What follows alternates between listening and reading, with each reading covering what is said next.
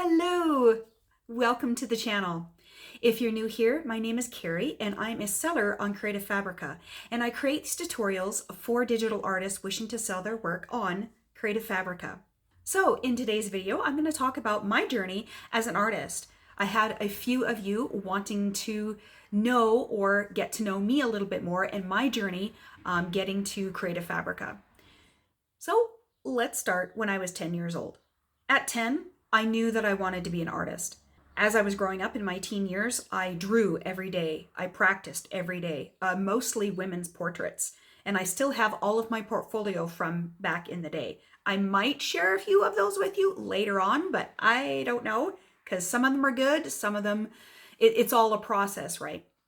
So when I was 18, I graduated from high school. I attended the Alberta College of Art and Design here in Calgary, Alberta.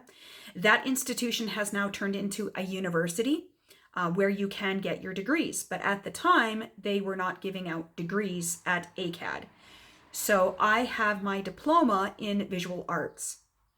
My intention for applying and getting into art school was to become a graphic designer, a graphic illustrator, because I loved it.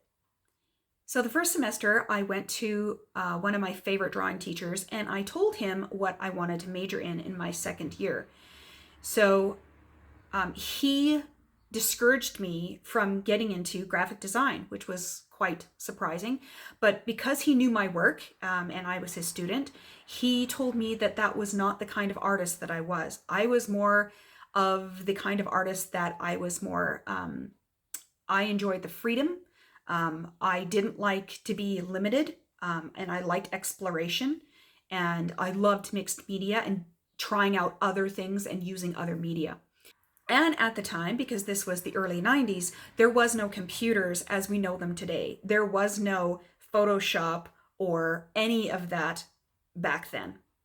So getting into graphic design back then was very, very tedious because all of it had to be hand drawn, and it was very, very strict and particular. And so he told me that was not the kind of artist I was. I took drafting in high school and I hated it because basically it was drawing with a ruler. I don't draw with a ruler. So at the time, graphic design in the school was kind of like that. It was very regimented. And he said, I would hate it because that's not the kind of artist that I am. I loved mixed media. I love trying different things and experimenting. And so he suggested that I go and major into something else. And the only other love that I had was sewing. So ACAD did not have a class or a major in sewing, and the closest that was there was textiles. So textiles, I majored in textiles, and so textiles at ACAD was about fiber art, so about weaving, tapestry, mixed media, paper making, that type of thing that you see a lot of people, a lot of artists do now. So it wasn't fashion or fashion design, it was more fiber arts. So I majored in that. I loved every minute of it. And so I got my visual arts degree in textiles. So because of certain circumstances in my life, I quickly after that got married.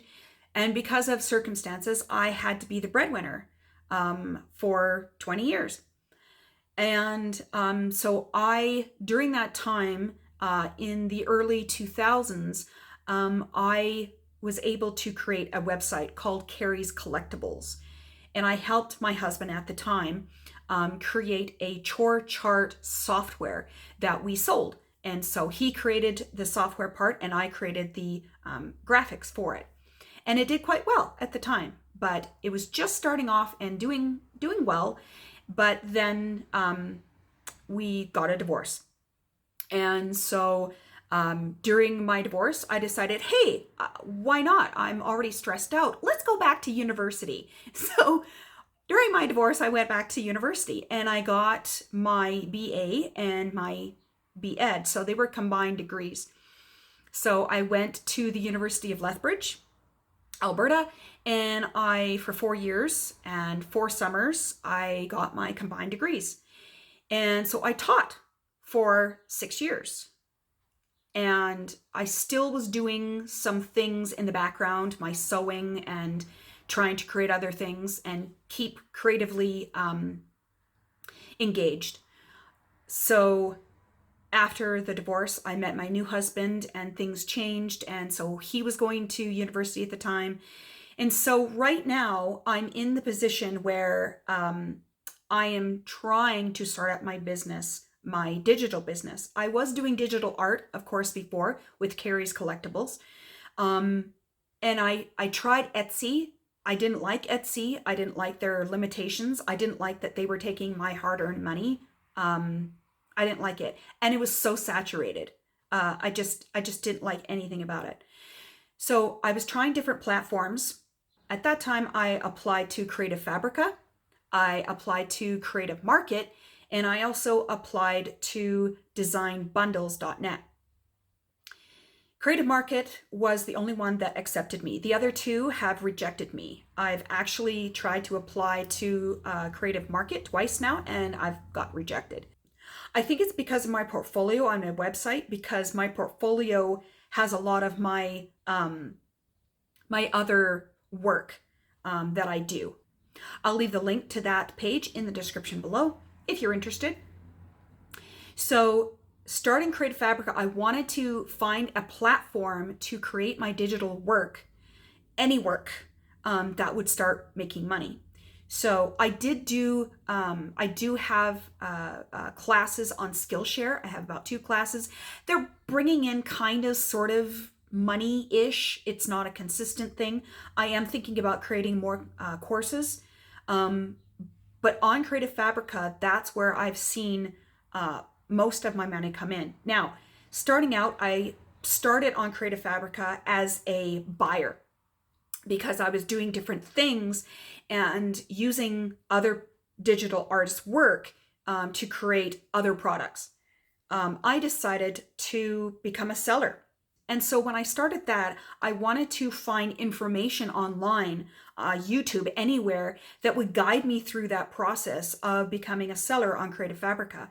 I found very little, if not nothing, to help me. Because I had those questions, right? I had I didn't want to waste my time, like, is it worth it?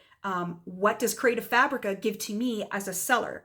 What kind of products do I need to make? What kind of products really sell well? All of these different ideas and thoughts that I had. And I just said, forget it. I'll just go on. I will just do it and just learn as I go. And the experience has been amazing. I started on Creative Fabrica as a buyer in November of 2020, I believe, but I didn't start selling my work on Creative Fabrica until October of last year.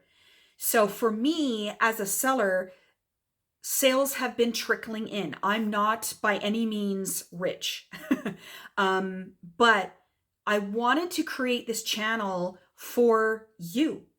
I wanted to create tutorials and information for digital artists like I was wanting to get onto Creative Fabrica, and giving information to you to help you through that process that I never had.